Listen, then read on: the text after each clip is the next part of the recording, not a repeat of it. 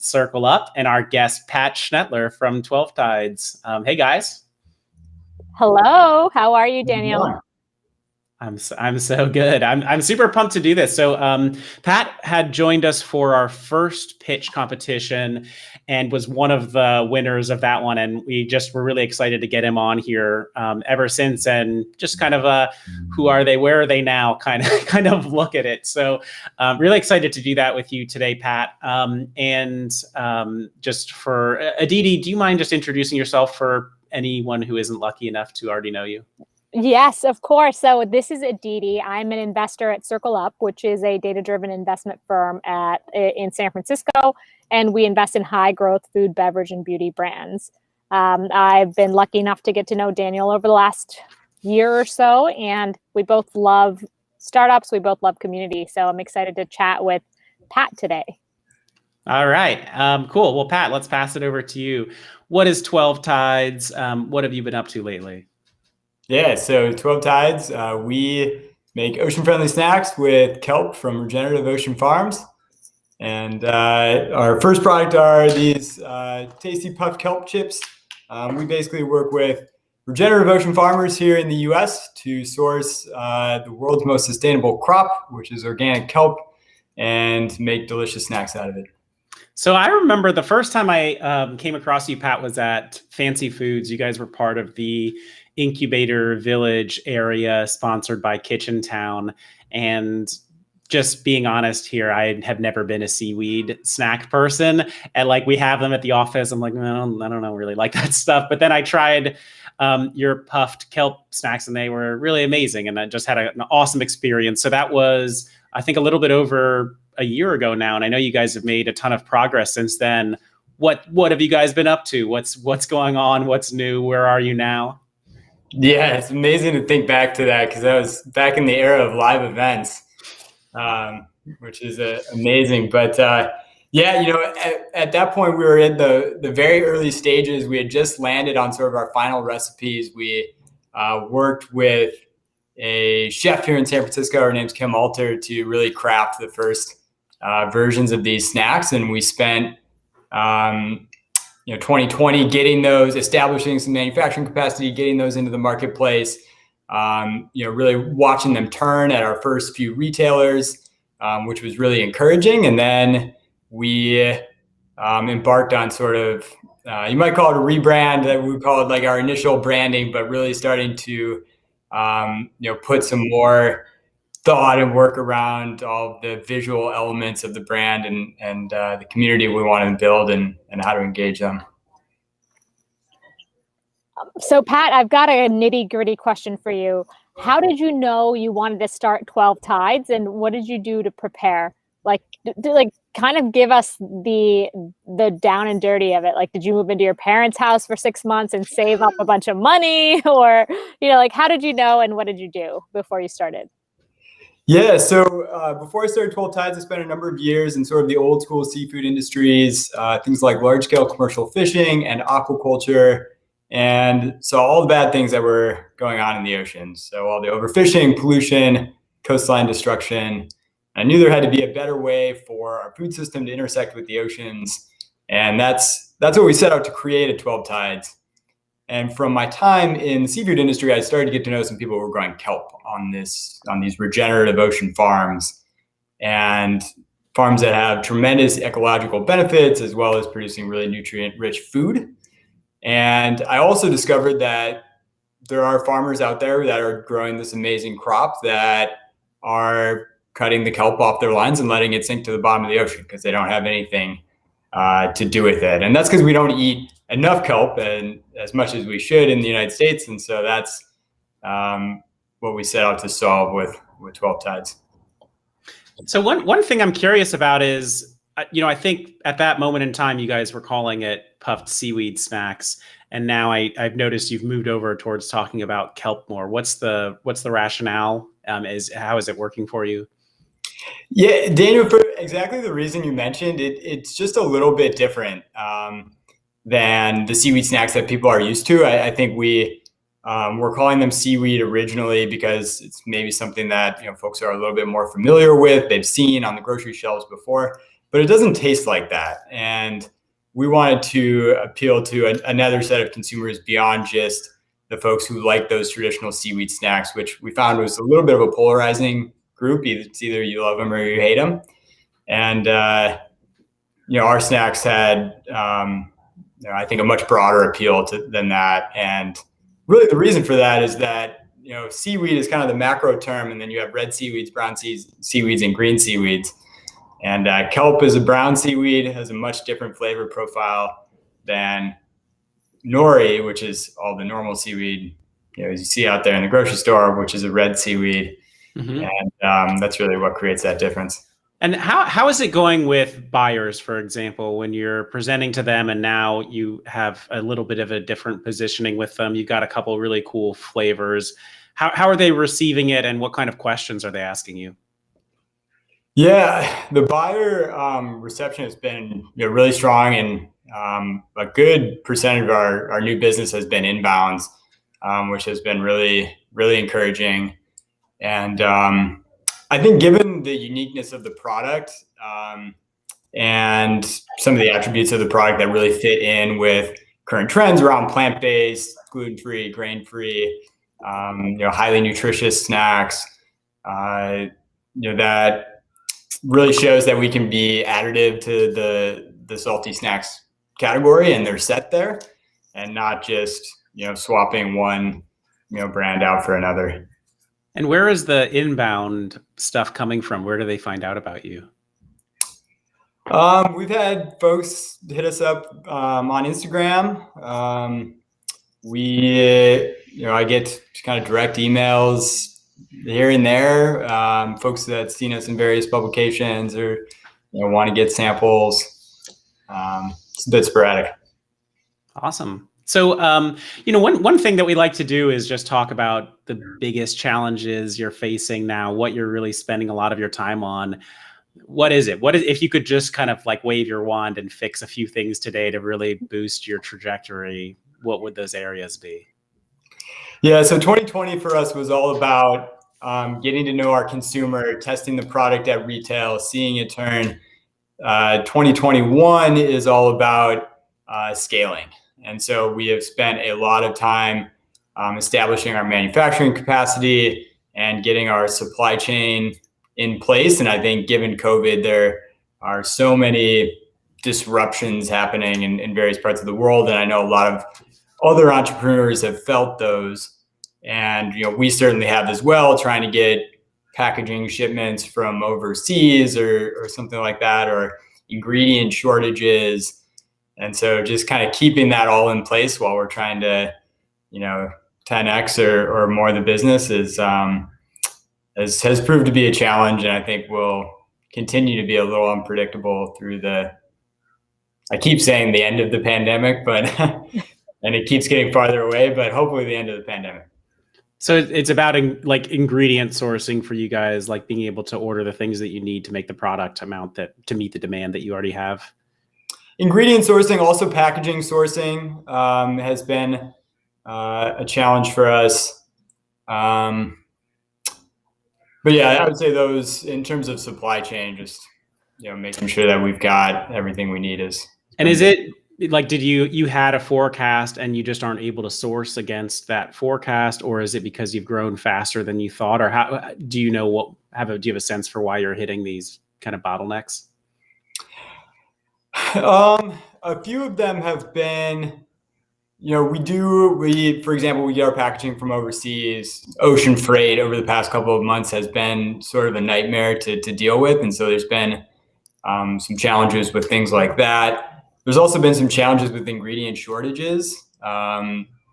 Suppliers that we either had agreements in place with or had been very reliable suppliers all of a sudden say, oh man, we're like out of this year's crop or something like that. We'll have to find somebody else. And so there's been a couple of little surprises along the way there.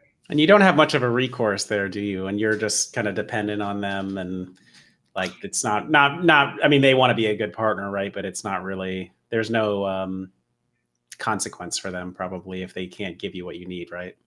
Yeah, well, so our kelp supply is rock solid because we get that directly from the farmers. That's our personal relationships, but it's sort of everything else. Most of those things are coming from larger ingredient companies. We're mostly a smaller customer. We don't mean a lot to them, and so if they have to tell us like, sorry, we're out of that particular ingredient, I don't think they're too heartbroken about it. I know we're seeing shortages on things like aluminum cans. I've heard about from a lot of people. Aditi, I'm wondering, have you heard other people talking about like a lot of disruptions in their supply chain or packaging materials, or just not being able to grow as fast as they would like to, across some of the portfolio companies you work with? Yeah, absolutely. We have heard of issues related to film shortage, to bottle shortage, to like sticker shortage, all the way to, ginger shortage, things like that. And the companies that have fared the best are the ones that have good relationships and are either high growth or already big. And there's been a big push on the portfolio company side to make sure there's redundancies in the supply chain. So if one supplier for some reason isn't able to deliver, to have another one identified. But I haven't really, I don't think there's a way for early brands to flex muscle if they're just starting out. It just kind of sucks.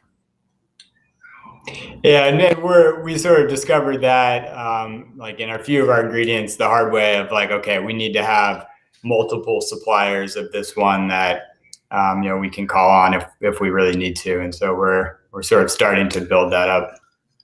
Would that have been the right way to start? Like I've seen a variety of approaches. Some people are just, we're going to try to get to market quickly and figure this thing out as we can, and then we learn some lessons along the way. And other people really delay their launch until they have a couple backup plans in place. They're like, no, I don't want just one co-packer. I need two, and then have another backup also in case that doesn't work. And I want a bunch of safety supply on my packaging, that kind of stuff. Would I'm sure there would be some things you would change now going back. Do you think you fundamentally should have had a different approach, or these are just bumps in the road like anybody else has, and we'll just deal with them?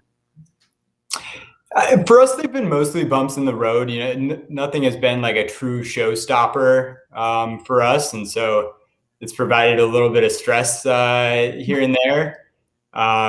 Just making sure we get things in on time, or able to maintain production, but we haven't actually had any stockouts or any major issues. So don't know if I would change anything too drastically. What about more broadly? Is there anything that you would do differently if you could go back, to your own self 12 months ago? That's a good one. 12 months ago, last year,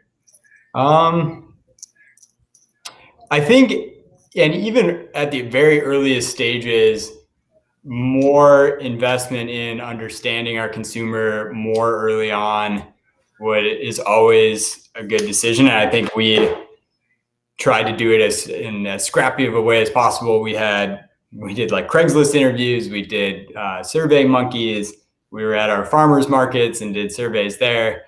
But I think we could have built a bigger base of data when we went out to do some of our formal packaging designing and things like that, because I think that just helps inform it. We did a little bit of rework along that process as we did some sort of discovery after we got into it. So Aditi, let's throw this back to you and me also, because I think that was a really good question that you asked. And hey, I see Jamie commenting also. I'm sure he has some comments on some of the operation stuff that we're talking about. So Aditi, what about you? If you could go back 12 months, what would you have done differently as an investor or as somebody advising companies in general? And I can say, just from a startup CPG perspective, okay, if I'm being honest, we might have over-rotated on trying to help people get into third-party e-commerce sites. We're like, all right, you can't get into retail anymore. Here are all the third-party e-commerce sites. I don't know, because it really you still need the fundamentals of the business to generate the consumer demand. Probably we could have focused more of our time just trying to help a lot of the emerging brands build that up more and just kind of hunker down for a little bit and figure out their own D2C. Maybe, I don't know. Aditi, what do you think? Anything that you could have done differently? Yeah, I think that if I went back 12 months ago, that's right when the COVID scare stuff was starting to happen. And on the investing side, that's when we started to pull back a little bit. Like, hey, let's wait to see how, is this going to be a recession? What's going to happen? So like, let's hold off on some of these deals until like things stabilize. I think what I would have done differently is like double down on investments in that time to get into companies at lower valuations while there was still uncertainty. Because now valuations are back up, it's more competitive, and they're getting a little crazy, aren't they, these valuations? Yeah, exactly. So if I could go back, I would try to get in more companies at lower prices. I love it. I really appreciate a straightforward answer on that, and some self-reflection from all of us. So Pat, you've had some awesome success. I know you guys also got some recognition recently from Foxtrot, right, on up and comers. Like, what are just some of the absolute highlights for you over the last few months?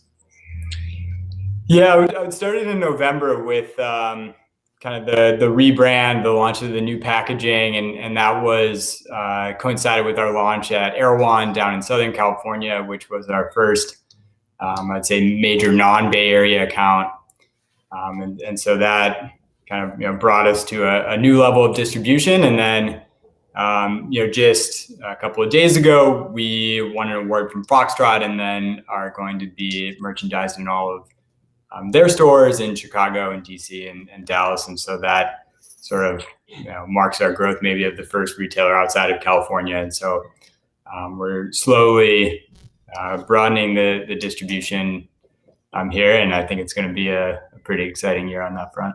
That's awesome. And if anybody tuning in has questions for Pat, just jump them into the chat. We unfortunately can't really see who's watching, but if you drop a comment in, let us know you're listening and we'll see it. Well, Pat, that's really great. Erewhon is so interesting to me, and I feel like you guys are so lucky to have gotten that as one of your initial accounts. That was one of those strange ones that was an inbound. So yeah. Yeah, and I see, Stephanie Hawley from Whole Foods has joined us. Hey, Stephanie.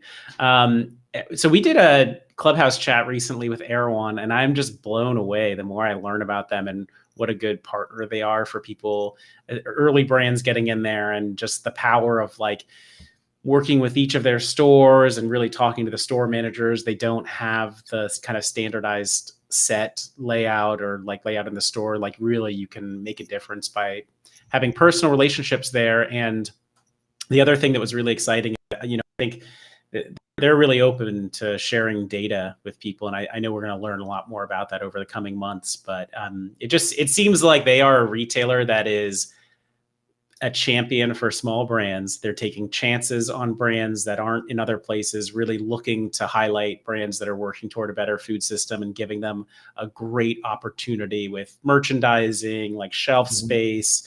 What's your experience been like with them?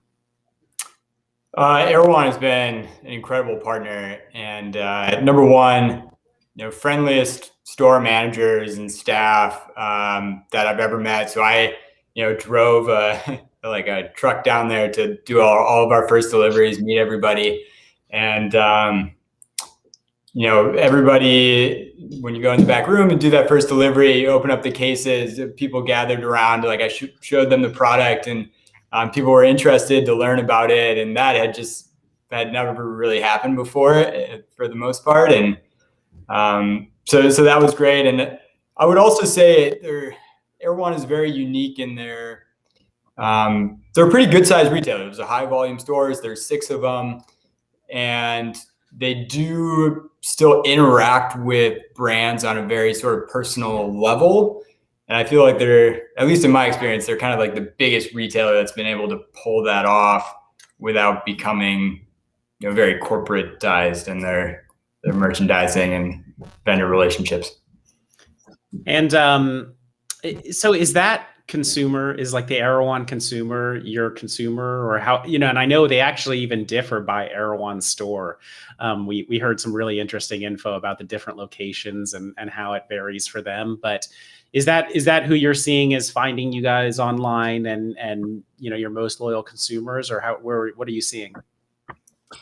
Yeah, I do think those, you know, we're definitely a premium salty snack, and Erewhon really caters to the folks who are willing to pay a little bit more for alternatives to the refined grains and added sugar that have dominated the snack aisles for years. And so I do think there's a lot of overlap, and there's been a lot of folks who have you know, found us at Erewhon, posted about us on Instagram Live, and then have sent in an order on the website for, you know, a big bulk buy.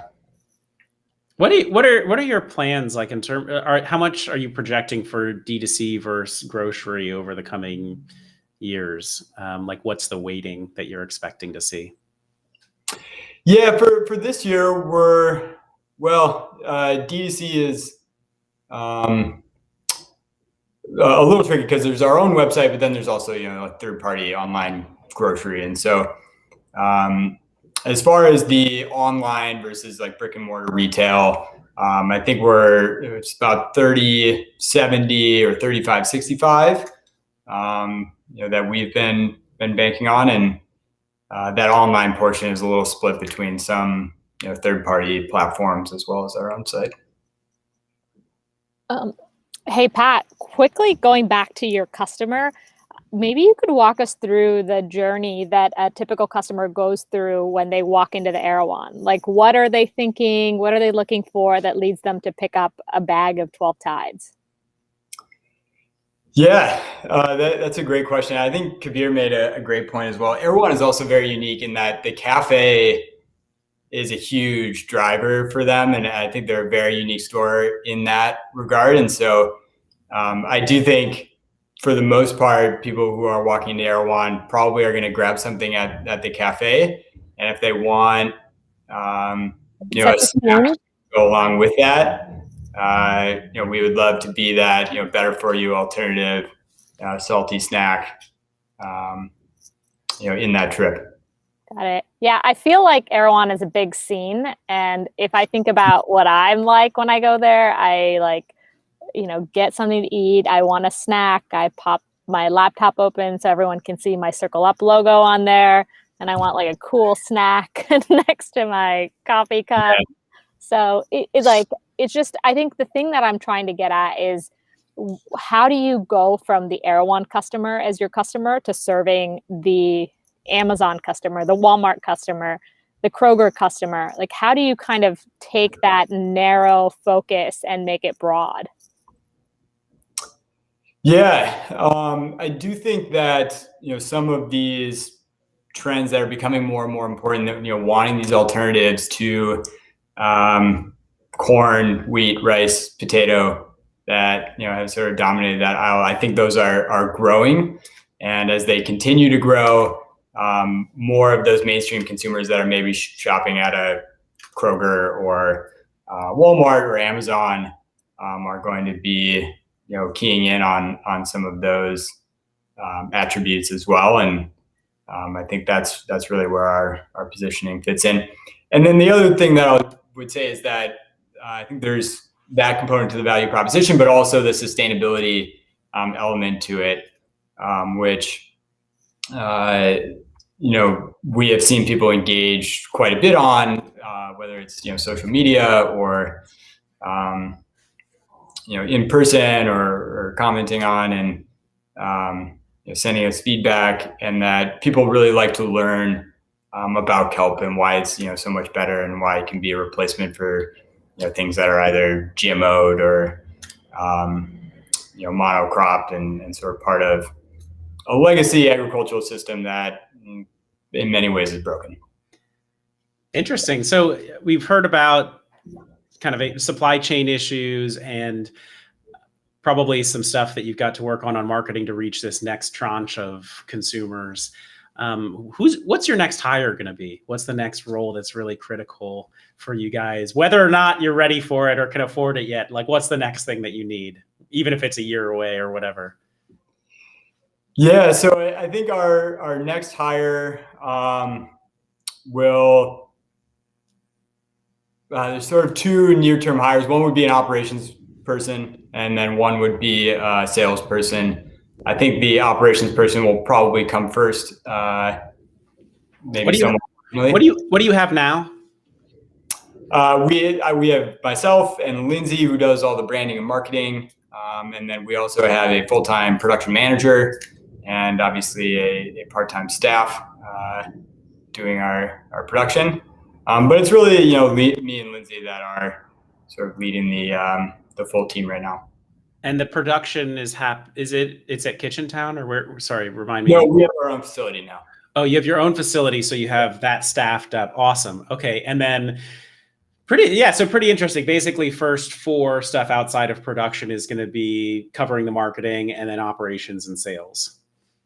Is that? Yeah, well, we do have like a part-time Instagram manager. We've got a lot of, I'd say, part-time resources who are really experts in sort of what they do, whether it's Instagram or sort of brand and influencer partnerships, or how do you and how are you seeing that? And Aditi, I'd love for you to weigh in on that as well, of like, these are the kind of roles that you should try to outsource early on to experts who have that knowledge built up and can do it faster and better, versus these are the kind of people you really should try to bring in-house as quickly as possible because they're going to help you grow. Pat, what do you think? Anything that you've spelt, like, do you feel like you got all of that right, or how are you thinking about, like, roles you want to bring in versus trying to keep yourselves lean and using experts? We've really tried to keep ourselves as lean as possible, and really, especially a lot of the execution things, we like to keep myself and Lindsay focused on sort of the big picture and pulling the pieces together and moving everything in the right direction. But when it comes to generating social content, writing the emails, organizing the partnerships, things like that, we've been able to find some part-time resources to help out with that in a little bit of a scrappier way. All right, Aditi, what do you think? Have you seen people do this really well, or people who you thought could have done it better to keep themselves more lean or grow faster with better resources on their team in-house? Yeah, I think that it's almost always better to stay lean, but in terms of how I think about hires, I always think about hiring for people that are supporting your core competency and bringing them in-house. So some brands are making a pretty a pretty standard product, and their whole point of differentiation is the storytelling and the marketing and the messaging, and they're all over social, and their growth plan is based on how much they're spending on marketing, and then that leads to customer acquisition. So if that is your core competency as a brand, then you want to hire a marketing person in-house so you can control that as much as possible. If your core competency is more operations, supply chain, that's a person you want to bring in, and you can try to outsource some of the email and marketing stuff. So I think you have to bring in the core competency in-house and outsource the other stuff. But every brand that stays leaner is almost always better. And I guess it depends on, even if your differentiation is your brand and your storytelling, okay, but could you get what you need from somebody at the onset, or are you going to need that over and over again by somebody who is really immersed in the business, right? The good people in that arena are pretty expensive also, oh my gosh, right? It's the hardest hire. I think that digital marketing growth is a pretty tough hire. Yeah. Cool. Well, super interesting. I think those are mainly the questions I wanted to check in with you, Pat. Anything else that you're interested to share with us, or any questions for me or Aditi with her VC expertise? No, I think the only big sort of news that we didn't cover from last year was that we continued our partnership with C-Trees. A super important project for me. C-Trees is a nonprofit organization in the Bay Area that supports ocean restoration projects. And we were able to support about 800 square feet of kelp reforestation, which if you haven't been able to go diving or snorkeling around the kelp forest in California, highly recommended experience. And let's all go. That sounds fun. Yeah, I think we should all do it. And so yeah, we're really excited to sort of continue on with that. It's a big part of our mission as well. Awesome. Well, just last thing, I wonder if there's any like employee on your team or vendor that you would want to shout out as just having had a really big impact for you over the last year. Yeah, whether it was a third-party provider who did something really important for you or somebody you managed to bring on to the team with you and Lindsay who just has made a big difference for you. Yeah, well, first I would give a shout out to Lindsay because we talked a lot about like the rebranding today, and that was like all her. Like I didn't really, I'm not really a brand marketing person, not my expertise for sure, and that was fully in her court. But yeah, you know, we were also able to last year find Allison, who manages all of our social media stuff, and she has just been totally crushing it on that. So it's almost been completely removed from my plate and Lindsay's plate. And so that was very lucky to find her as well. That's great. All right. I'm sure she'll be very happy to hear that. Pat, thank you so much for joining us. Aditi as well. Thank you for being my partner in crime here on the Startup CPG LinkedIn Live series. So we'll be back at you soon featuring more brands. And welcome all of you guys to join us on the Startup CPG Slack. The link is on our homepage. You'll find a couple thousand people there, including Pat and Aditi. Excited to meet you, whether you're a brand or an expert in the space looking to connect with brands.